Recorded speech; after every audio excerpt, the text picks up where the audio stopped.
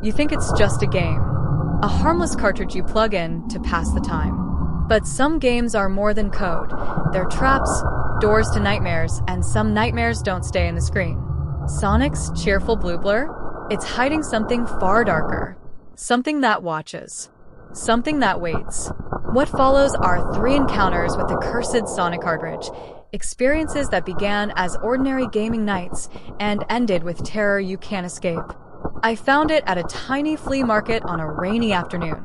The sun barely pierced the gray clouds, and the stall was cluttered with old game cartridges and dusty boxes.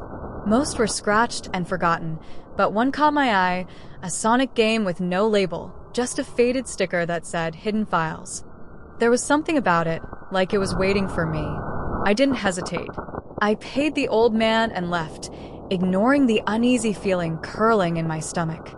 Back in my room, I cleaned the cartridge and inserted it into my old console. The screen flickered to life. At first, it looked like any normal Sonic game. Familiar landscapes, the cheerful soundtrack, and Sonic's iconic speed. But something was off. The music had a strange echo, faint but distorted, as if it carried whispers. The colors were slightly darker, the edges of the screen flickering unnaturally. I played cautiously. The first few levels were easy, almost comforting. But soon the glitches started. Rings warped into small screaming faces. Shadows moved across the background, twisting unnaturally. Then the text appeared on the screen in jagged red letters. I see you. I froze. My hands trembled as Sonic's sprite froze mid-jump and turned toward the screen's edge, his yellow eyes glinting. For a brief second, it felt like he was staring at me. Not the character, but something alive, inside the cartridge, watching. I tried to power off the console. Nothing. The screen went black, then returned to show a barren landscape. Sonic was alone, grinning impossibly wide, the shadows behind him writhing and moving like they had their own life. A low hum filled the room, vibrating in my chest. Then I heard it, a scratching noise, faint, coming from behind me.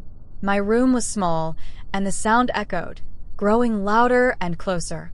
I turned slowly, and in the corner, a blue blur slithered across the floor, like liquid. It wasn't Sonic on the screen anymore. It was real, impossibly fast, impossibly wrong. Panic surged. I tried to escape to the hallway, but the door slammed shut before I could reach it. My hands rattled the handle. My lungs burned. The scratching turned into soft taps, circling me, echoing like footsteps pacing just behind. Suddenly, the screen flashed. My room reflected on the TV, but warped, twisted, impossible angles. And there he was, crouched in the corner, smiling, his yellow eyes glowing. You can't hide. I blacked out. I woke up hours later. The room seemed normal. The cartridge sat innocently in the console, the screen dark. My heart still raced. I tried to convince myself it was a nightmare. Maybe the stress of school and too many late nights. But then I noticed the scratches on the floor, deep, circular, clawed, like something had been pacing. I never played that cartridge again. But sometimes, late at night, I hear soft scratching in my room. Always behind me. And I know, but still waiting. I thought I had left the cursed cartridge behind. I really did. After the first night of terror, I stashed it in a box in my closet, covered with clothes and old game manuals. I told myself it was over, that it had been a one-time nightmare, a hallucination fueled by stress and obsession. But fate has a way of catching up to you, especially when curiosity and carelessness collide. A few months later, I moved into a small apartment downtown. It was cheap, almost suspiciously so, but it had a balcony and a good view of the street below. It felt like a fresh start. The move was exhausting. Unpacking boxes left me drained. Among the scattered clothes and kitchenware, I found the old box with the cursed cartridge inside. My hands shook as I picked it up. I knew I shouldn't touch it. I knew it was a mistake. But I didn't have the courage to throw it out. Something about that little cartridge called to me, and I was weak. The first night in the apartment, curiosity got the better of me. I set up my console, inserted the cartridge, and pressed start. The screen flickered to life, bright and vibrant, but a chill ran down my spine. The music sounded normal at first, Familiar, comforting. But there was a delay, a subtle dragging of notes that made my skin crawl. Sonic appeared on the screen, running through the level. The rings sparkled as usual, and the background had the vibrant greens and blues of his world. I exhaled slowly, trying to calm myself. Maybe I had imagined everything before. Maybe the first time had just been a hallucination. Maybe this time it would be normal. It wasn't. The glitches started almost immediately. Shadows stretched across the level, twisting unnaturally.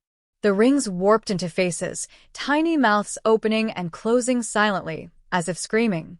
The familiar music slowed, turning into a warped dirge, and Sonic's sprite froze mid-run.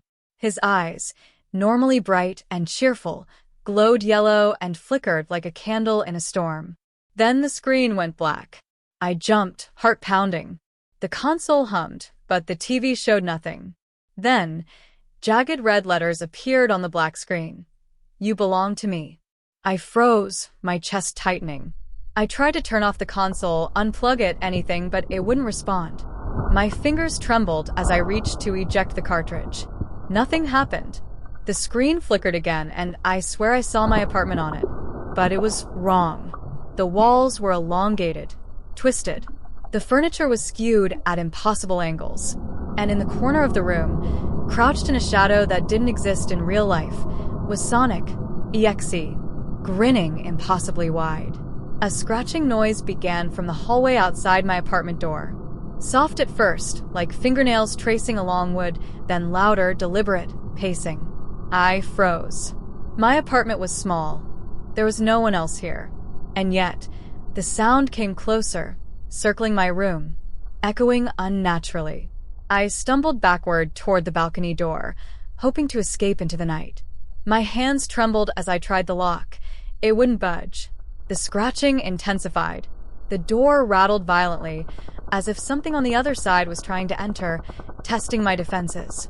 My heart raced. I could feel something in the room, watching, moving just beyond my vision. I don't know why I did it. Maybe I was desperate. Maybe I was too afraid to think clearly. But I turned back to the TV. Sonic.exe was moving. No, not moving. He was sliding across the screen, and then the screen itself shimmered, and for a horrifying moment, it felt like he was here, in the apartment, not confined to the game. The shadow of blue slithered along the floor, moving impossibly fast, as if it had no need for legs. The yellow eyes glowed brighter, and I could hear the laughter, high-pitched, manic, echoing around the apartment. The whispering began again. Come play forever. I ran to the bedroom, slamming the door behind me. The lights flickered violently, shadows dancing across the walls, twisting into grotesque shapes. I tried to hide under the blanket on the bed, but the feeling of being watched was suffocating. My breath came in short gasps, my heart hammering. Then I heard it, the scraping of claws across the bedroom floor, slow and deliberate. The whispers grew louder, insistent. You can't leave, you can't hide, play with me. I bolted for the door, screaming, but it slammed shut again. The room warped around me, walls stretching, corners bending impossibly.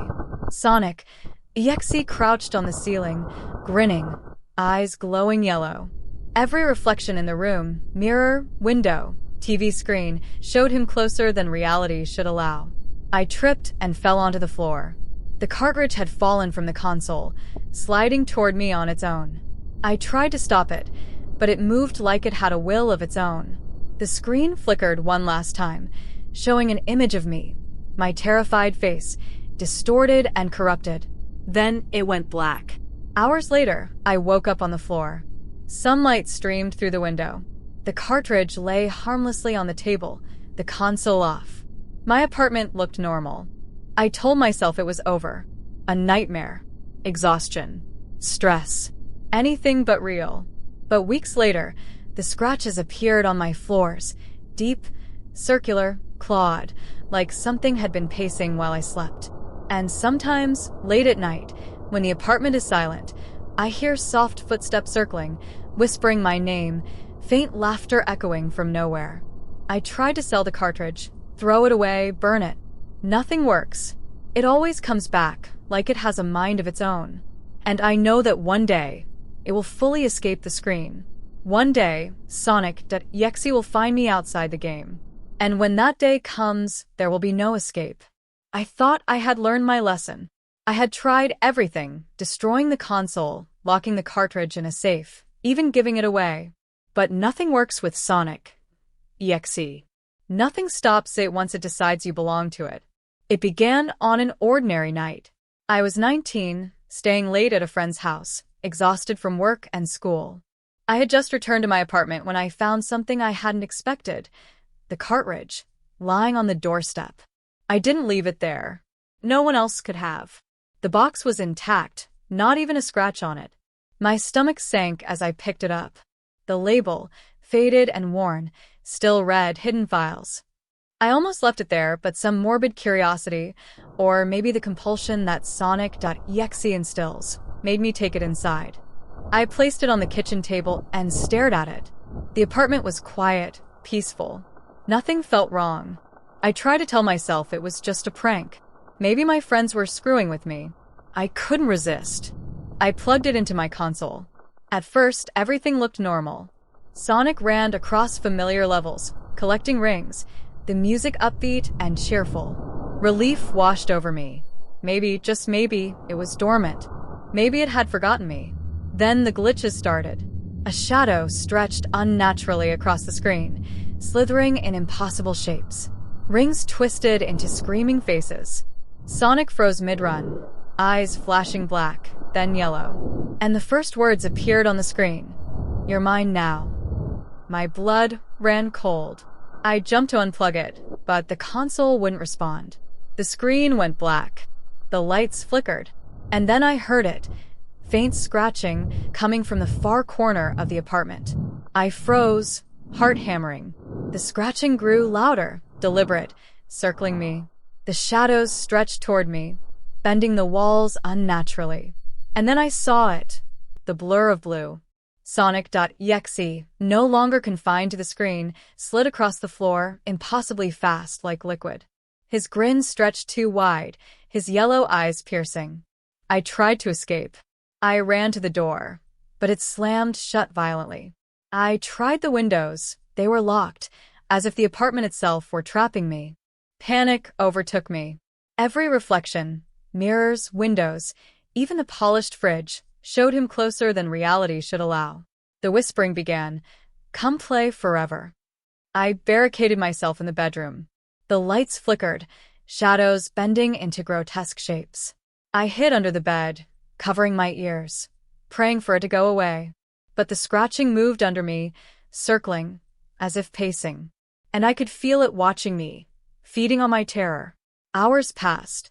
I don't know how long I stayed there, trembling, trying to convince myself it was a nightmare. When I finally dared to peek, the apartment looked normal. The cartridge sat innocently on the console, powered off. I laughed shakily, trying to shake the terror. Maybe it was over. But it wasn't. The next morning, I found faint blue smears on the ceiling above my bed. Small scratches appeared along the floor, in circular patterns, as if something had been pacing while I slept. And the worst part? The whispers. Faint at first, almost playful. But as night fell, they grew louder, echoing in corners, behind doors, in the walls themselves. I never left. I'm always watching. I can't leave the apartment. Every time I try, I hear that scratching behind me, that whispering voice, that manic laughter. Sometimes, I wake to find the cartridge on my bed, facing me, screen off, but I can feel the presence behind it, waiting. I've stopped trying to fight it. There's no running. There's no escape. And tonight, as I write this, I hear it again. Scratching across the floor. A whisper. "Play with me or I'll come for you." I don't know what it wants. I don't know why it follows me. All I know is that Sonic EXE isn't a game. It's a predator. And somehow it knows everything about me. I can only hope that by writing this, anyone will know what it is and maybe avoid it. But I know the truth. No one is safe. Once Sonic EXE finds you, it never stops.